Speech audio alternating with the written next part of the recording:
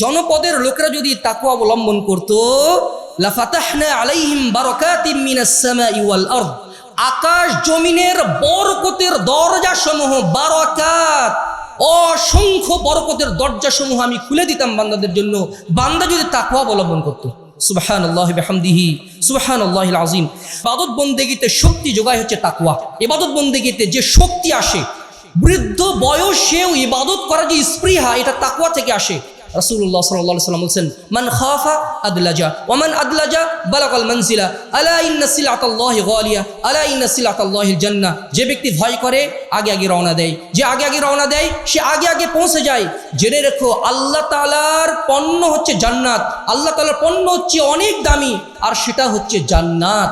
এই যে অক্টেনের ক্রাইসিস, মানুষ রোদের ভিতরে কষ্ট করে 3 ঘন্টা 4 ঘন্টা ধরে এই যে সিরিয়াল দিয়েছে, কোন শক্তি তাকে রোদের ভিতরে দাঁড়াতে উদ্বুদ্ধ করলো? ওই কয়েক লিটার অক্টেন নিবে অথবা পেট্রোল নিবে। এই কয়েক লিটার পেট্রোলের জন্য রোদের তাপ তিনি সহ্য করতে পারেন, কিন্তু আল্লাহর আগুন থেকে বাঁচার জন্য এই ব্যক্তি আবার ওই তাপ সহ্য করতে পারছেন না।